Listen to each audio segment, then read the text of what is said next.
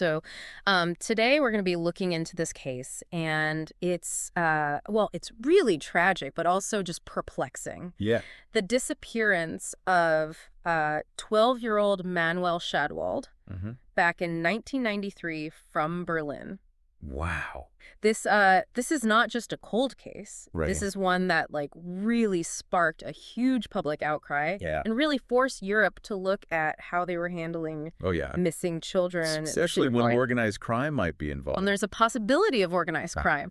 Our main source for this is an article titled "The Disappearance of Manuel Schadwald, a Mystery That Shook Europe."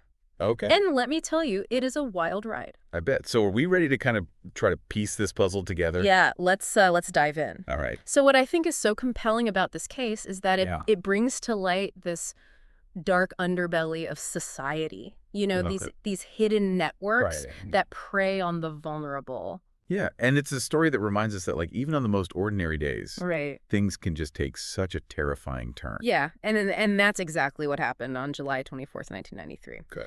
Manuel, just a seemingly typical 12-year-old, shy, intelligent, loved computers, loved books. Okay. Told his mom he was heading to the local swimming pool. Yeah. Just a routine summer activity. Summer activity for him. Yeah. But, we know that Manuel's home life wasn't perfect. Okay. His relationship with his mother, Iris, was strained. Right. And some reports suggest that he longed for, more freedom. Yeah. But could that really lead a 12-year-old to just vanish? I mean, that's the question that's haunted investigators and us. Yeah. As we're looking into this. As we dive into this. Yeah. When Iris reported Manuel missing, the police initially treated it as a runaway case. Okay. And they focused on the family dynamics. Right. The possibility that he was unhappy at home. But as we know now, that assumption may have cost them precious time. You're right. Those crucial early hours in a missing person case, especially when it's a child. Absolutely. Can make all the difference. Yeah. And sadly, in Manuel's case, those hours were lost. Yeah. Just to this presumption that turned out to be tragically misguided. And Iris was adamant from the start. She knew her son. Right. And she insisted that he wouldn't just run away. Yeah. But despite her pleas, weeks went by. Right. And the initial searches flyers plastered all over Berlin. Oh, wow. Desperate public appeals yielded nothing concrete.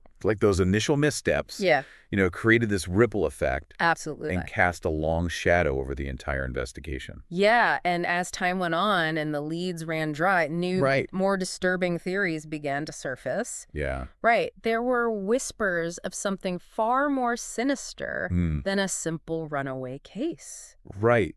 The possibility that he'd been lured away, perhaps by individuals who were connected to what we now understand as organized exploitation networks. Yes. These shadowy groups that traffic and exploit children for profit. That's where journalist Jürgen Froelich enters the picture. Okay. In the mid-1990s, driven by this desire for truth and justice, he launched his own independent investigation. Oh. And what he uncovered wasn't just unsettling. It was like a glimpse into a world that most of us would rather not acknowledge exists. Right. So his Froelich's investigation brought forth disturbing claims. Yeah. There were whispers that Manuel had been targeted by individuals linked to these illicit networks. Yeah. And even unverified reports that placed him in the Netherlands. Wow. The possibility that he had been trafficked across borders added another layer of complexity and horror to the case. Yeah. You know what strikes me is how Froelich, as an independent journalist, had to kind of navigate this system that wasn't always receptive to his findings. Yeah. He was essentially taking on this David versus Goliath battle, challenging official narratives, pushing for answers that the authorities weren't necessarily eager to find. And that's a recurring theme in this case, isn't it? It's the individuals, often journalists or private investigators, who were most determined to uncover the truth, often face this skepticism and resistance. Yes. It raised the question, were authorities truly committed to finding Manuel, or were they content to just dismiss him as another runaway? It's a tough question, and one that I'm sure plagued Iris as she desperately searched for her son. Then in the late 1990s, another case shook Europe. Okay. The horrific crimes of Marc Dutroux in Belgium. Right. He was convicted of kidnapping, torturing, and murdering young girls. Yeah. And his trial exposed this horrifying reality of these international child exploitation rings. Wow. So the Dutroux case was a turning point. Yes. Yeah, it wasn't just about one man's depravity. Right. It really exposed the existence of these sophisticated networks that operate across borders. Yeah. Exploiting children for profit and pleasure. And while no direct link was ever established between Dutroux and Manuel's disappearance, the similarities, the possibility of a connection, however indirect, fueled public outrage and cast this new light on Manuel's case. It's like the Dutroux case ripped the blindfold off society's eyes. Suddenly, the potential scope of Manuel's disappearance just expanded exponentially. Absolutely. The quiet whispers about organized crime became a roar. Yes. And people demanded accountability. And this public outcry wasn't just about seeking justice for the victims, but about demanding systemic change. People wanted to know how these networks were allowed to operate. What could be done to protect children from falling prey to them. It was a wake-up call for Europe. Yeah. This stark realization that the existing systems were failing to protect the most vulnerable. Yes. And while no one could have predicted the impact that Manuel's disappearance would have, it undeniably became a catalyst for change. Yes. But the question remains, was it enough? That's a question we'll continue to grapple with as we delve deeper into this case. Okay. But before we do that, I want to go back to one of the most intriguing yet frustrating aspects of Manuel's case, the Amsterdam sightings. Okay. Multiple witnesses reported seeing a boy matching his description in Amsterdam. What do you make of that? Well, the Amsterdam connection is fascinating. Yeah. It offers a glimmer of hope. Yeah. A possibility that maybe Manuel is still alive. Right. But it also just points to the terrifying reality of these international networks. Right. And their ability to just move children across borders with impunity. Yeah. With impunity? Yeah. Yeah. It's wild. It's crazy. Yeah. Yeah. It's like you're trying to grasp a shadow, Right. You think you have a hold of it and then poof. Yeah. It slips right through your fingers. Yeah.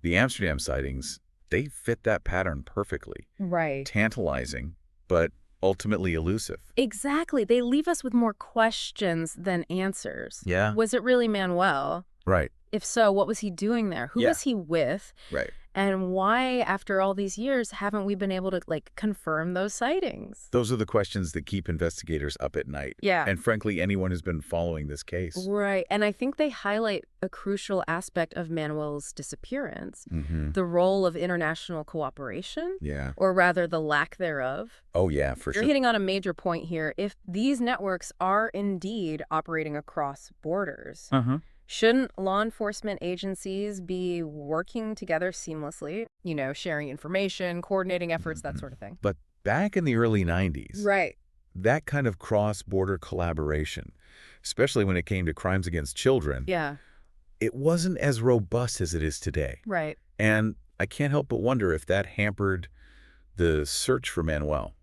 I see what you mean. It's like each country was operating in its own silo. Unaware of, or perhaps even unwilling to acknowledge the bigger picture. Exactly. And that lack of communication, that inability to connect the dots across borders, might have allowed these networks to thrive, to operate with a sense of impunity.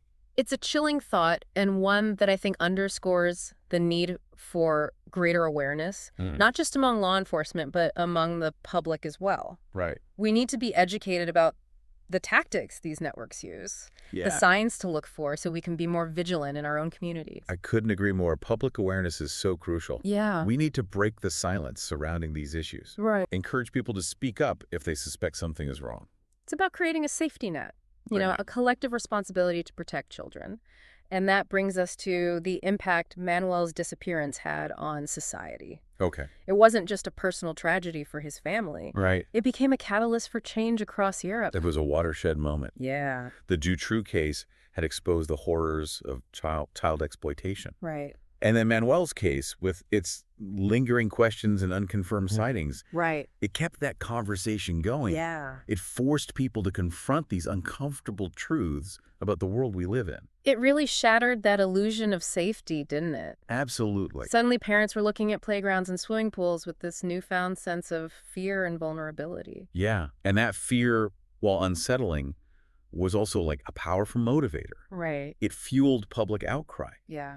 Demands for action, for concrete measures to protect children. And that's where we see tangible changes emerging. In the wake of Manuel's disappearance and spurred on by the Dutroux case, Germany, along with several other European countries, implemented stricter laws, improved investigative practices, and dedicated more resources to finding missing children. So we saw the emergence of these specialized task forces. Right.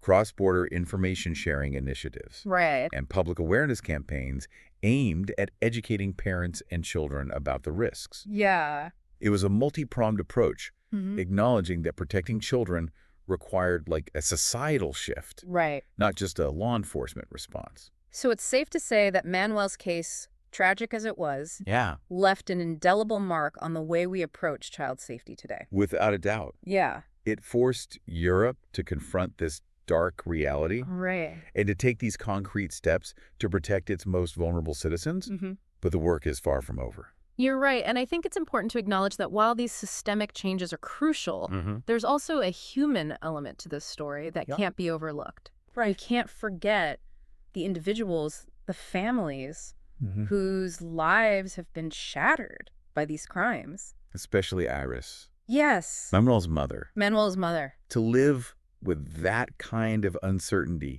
that not knowing for over 3 decades is unimaginable. It's unimaginable. It speaks volumes about her strength, her resilience. Yeah, and it underscores the importance of never giving up hope. Right. Even when the trail goes cold, even when years turn into decades, there's always a possibility, however slim, that new information will emerge, that answers will be found. Hope is a powerful force, and in cases like this, it's what keeps families going, what fuels their determination to keep searching, to keep the memory of their loved ones alive. And it's a reminder to all of us that every missing child has a story, a family that's desperately seeking closure. We can't let their stories be forgotten. We can't let their stories be forgotten. We need to keep talking about these cases. Absolutely. Keep asking questions, keep pushing for answers. Yes. Because silence only benefits the perpetrators, the networks that thrive in the shadows. Silence is complicity. Yeah. By speaking out, by demanding justice, by supporting those who are searching for answers, we can honor the memory of those who are missing. And create a safer world for all children. It's, as we kind of delve into these complexities of Manuel's case, it's easy to get lost in the details, the twists and turns of the investigation. Absolutely. But I think it's crucial to like step back for a second and consider the broader implications. The questions this case raises about like society as a whole. You're absolutely right. We've talked about the systemic changes, the improvements in law enforcement and child protection policies. But what about the underlying societal issues that allow these networks to flourish in the first place? That's where it gets really thought-provoking. Yeah. We have to ask ourselves, what are the vulnerabilities, the cracks in our social fabric that these predators exploit? Right. Like, is it poverty? Lack of education, social isolation? All of those things. These are tough questions, but I think they're essential to ask. If we want to truly protect children, we can't just focus on catching the perpetrators. We have to address the root causes that make children vulnerable. Absolutely. It's about creating a society where every child feels safe, supported, and valued. It's about fostering this culture of empathy and vigilance, where we're all looking out for each other, not just our own children. It's about breaking down the stigma surrounding these issues, encouraging open dialogue, providing resources and support to families in need. And it's about empowering children themselves. Giving them the knowledge and tools they need to recognize dangerous situations and to seek help if they feel threatened. That's so important. We often talk about protecting children. But what about equipping them to protect themselves? Exactly. It's about teaching them about healthy boundaries, about trusting their instincts, about knowing that they have a right to speak up and be heard. We've come a long way since Manuel's disappearance, but there's still so much work to be done. Yeah. This case serves as a stark reminder that child safety is an ongoing responsibility. A collective effort that requires constant vigilance. Yeah. And a willingness to confront uncomfortable truths. It's a reminder that every child deserves a chance at a happy and safe childhood. Right. And it's a call to action for all of us to do our part, however small. Yeah. To create a world where tragedies like Manuel's disappearance become a thing of the past. So as we wrap up this deep dive, Okay. I want to leave you with a final thought. Right. What if we all took a moment to reflect on the children in our own lives, in our communities? Yeah. What if we each committed to doing something, anything, to make their world a little safer, a little brighter? It could be as simple as having a conversation with your kids about safety. Right. Volunteering your time at a local organization that supports children. Yeah. Or donating to a cause that resonates with you. Every action, no matter how small, can make a difference. Absolutely. And collectively, we can create this ripple effect of positive change that will benefit children for generations to come. The case of Manuel Schadwald may remain unsolved, but the legacy he leaves behind is one of awareness, action, and hope. Yes. A hope that someday all children will be safe from harm. And on that note, we end our deep dive into this heartbreaking, yet ultimately inspiring case. Thank you for joining us. And remember, every child deserves a safe and happy childhood. Absolutely. It's up to all of us to make that a reality. If you enjoyed this video and want to dive deeper into more cases like this one, make sure to subscribe to our channel. Don't forget to like the video if you found the story compelling, and share it with your friends and family who might be interested in true crime and mysteries. By subscribing, you'll stay up to date with all our latest content and join a growing community of curious minds exploring the most fascinating cases. Click the notification bell so you never miss an upload. Your support means everything.